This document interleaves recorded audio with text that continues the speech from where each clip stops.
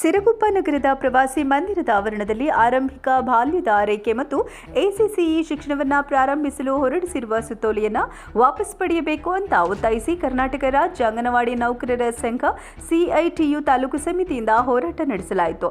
ನಗರದಲ್ಲಿನ ಮನವಿ ಸಲ್ಲಿಸಲು ಶಾಸಕರ ನಿವಾಸಕ್ಕೆ ಹೊರಟಾಗ ಪೊಲೀಸ್ ಇಲಾಖೆಯಿಂದ ತಡೆಯಲಾಯಿತು.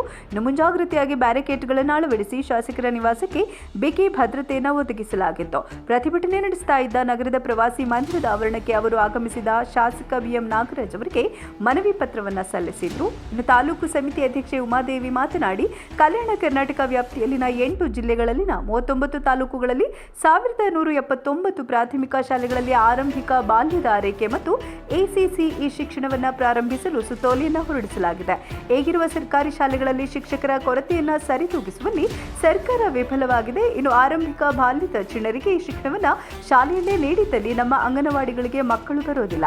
ಅದಕ್ಕಾಗಿ ರಾಜ್ಯದ ಶಿಕ್ಷಣ ನೀತಿಯನ್ನು ರೂಪಿಸಲು ಪ್ರತ್ಯೇಕ ಆಯೋಗವನ್ನು ಮಾಡಿದೆ.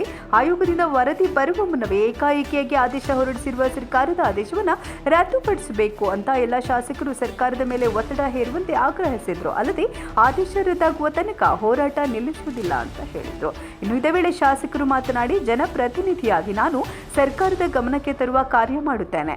ಸರ್ಕಾರದಲ್ಲಿ ಉಂಟಾಗುವ ಲೋಪದೋಷಗಳ ವಿರುದ್ಧ ಪ್ರತಿಭಟನೆ ಮಾಡುವುದು ನಿಮ್ಮ ಹಕ್ಕು. ಕಾನೂನಿನಡಿಯಲ್ಲಿ ಪ್ರತಿಭಟನೆ ಮಾಡುವಂತೆ ಸೂಚನೆ ನೀಡಿದರು.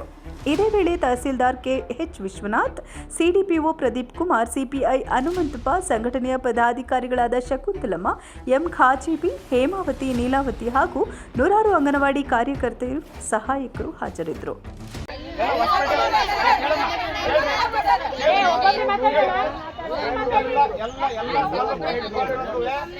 ಎಲ್ಲ ತಾಲೂಕು ಹೆಡ್ ಕ್ವಾರ್ಟರ್ ಅಲ್ಲೂ 5 ನಿಮಿಷ ಮಾಡಿದ್ದಾರೆ, ಸಾಂಕೇತಿಕವಾಗಿ ಮಾಡಿದ್ದಾರೆ. MLA ಅವರಿಗೆ ಮೆಮೊರಾಂಡಮ್ ಕೊಟ್ಟಿದ್ದಾರೆ. ಎಲ್ಲ ಕಡೆ ಮಾಡಿರೋದು ಅದನ್ನೇ. ಮನವಿ ಪತ್ರ ಕೊಟ್ಟರೆ ಬೇಕಾದ್ರೆ ನೀವು ಹೋಗಿ ಅಲ್ಲಿ ಎಲ್ಲ ಮನವಿ ಪತ್ರ ಯಾವ ಥರ, ಈಗ ಕಾನೂನು ಎಲ್ಲರಿಗೂ ಒಂದಲ್ಲಮ್ಮ. ಈಗ ನಾಳೆ ನನಗೆ ಮತ್ತು CPS ಅವ್ರಿಗೆ ಹೇಳ್ತಾರೆ, ನೀವು ಯಾಕೆ ಅಲ್ಲಿ ಅವಕಾಶ ಮಾಡಿಕೊಟ್ರಿ ಅಂತ. ಕಾನೂನಲ್ಲಿ ಅವಕಾಶ ಇಲ್ಲ. ನೀವು ಬೇಕಾದ್ರೆ ಒಬ್ಬರಿಬ್ಬರು ಕೇಳ್ಕೊಂಡು ಹೋಗಿ ನೀವು ಮಾಡ್ಬೋದು. ಈ ಥರ ಎಲ್ಲರೂ ಸಾಮೂಹಿಕವಾಗಿ ಎಲ್ಲರೂ ಜನ ಸೇರಿ ಹೋಗಬಾರ್ದು, ಅದು ಬೇರೆ ಅರ್ಥ ಹೋಗ್ತದೆ. ಆಮೇಲೆ ನಮಗೂ ಕೂಡ ನೀವೆಲ್ಲರೂ ಕೂಡ ಹೇಳ್ಬೇಕಾಗ್ತೈತೆ, ನಿಮಗೆ ಕೇಳಿದ್ರೆ ನೀವು ಹೇಳ್ಬೇಕಾಗ್ತೈತೆ. ಹಿಂಗೆ ಕೇಳ್ಕೊಂತ ಹೋಗ್ಬಿಟ್ರಿಗಿನ ನಿಮಗೆಲ್ಲ ಆತಂಕ ಆಗ್ತೈತೆ, ಗೊಂದಲ ಆಗ್ತೈತೆ. ಗೊತ್ತಿದ್ದು ಹೇಳಬೇಕು. ಈಗ ನಾನು ಹೇಳ್ತಾಯಿದ್ದೀನಿ 29 ಕೊಟ್ಬಿಡ್ರಿ, ಇದು ನಂದ ತಗರ್ ಬರ್ಕೊಟ್ಬಿಡ್ತೀನಿ, ಇಲ್ಲಿ ಆಗುತ್ತಾ ಆರ್ಡ್ರು? ಏನಮ್ಮ ಉಮಾದೇವಮ್ಮ, ನನಗೆ ಕೊಟ್ಟಿದ್ದು 29, ನಾನು ಆರ್ಡ್ರ್ ಹಾಕ್ಕೊಡ್ತೀನಿ. ಸರ್ಕಾರ ಪಾಲಿಸಿ ಮಾಡುತ್ತೆ, ಸರ್ಕಾರ ಕೇಳಬೇಕಾಗುತ್ತೆ. ಸರ್ಕಾರ ಏನಾದರೂ ತಪ್ಪಾಗಿದ್ದರೆ ಅದನ್ನು ನಾವು ಮನವಿ ಮಾಡ್ತೀವಿ. ಮನವಿ ಮಾಡಿದ್ಮೇಲೆ ನೋಡೋಣ. ಅಲ್ಲಿಗೆ ನಿಮಗೆ ಆತಂಕ ಐತೆ, ನಿಮ್ಮ ಆತಂಕ ಇರೋದು ತಪ್ಪೇನಿಲ್ಲ. ಇಷ್ಟು ದಿವಸ ನಾವು ದುಡಿದೀವಿ, ಮತ್ತೆ ಎಲ್ಲಿ ಹೋಗಬೇಕು, ನಮಗೆ ಮುಂದಿನ ದಾರಿ ಏನಂತ ನಿಮ್ಗೆ ಆತಂಕ ಇರೋದು ಸಹಜ. ನಿಮ್ಮ ಪರವಾಗಿ ನಾವು ಇದೀವಿ ಅಂತ ಹೇಳ್ತಾ ಇದ್ದೀವಿ. ಸರ್ಕಾರ ನಿಮ್ಗೆ ಅನ್ಯಾಯ ಮಾಡೋದಿಲ್ಲಮ್ಮ, ಅನ್ಯಾಯ ಮಾಡೋ ರೀತಿ ನಾವು ನೋಡೋದಿಲ್ಲ. ಅನ್ಯಾಯ ಆಗ್ತೈತೆ ಅಂತಾರೆ ಕೂಡ ನಾವು ಕೂಡ ನಿಮ್ಮ ಪರವಾಗಿ ಇರ್ತೀವಿ ಅಂತ ಭರವಸೆ ಕೊಡ್ತೀವಿ. ಆಯ್ತಾ?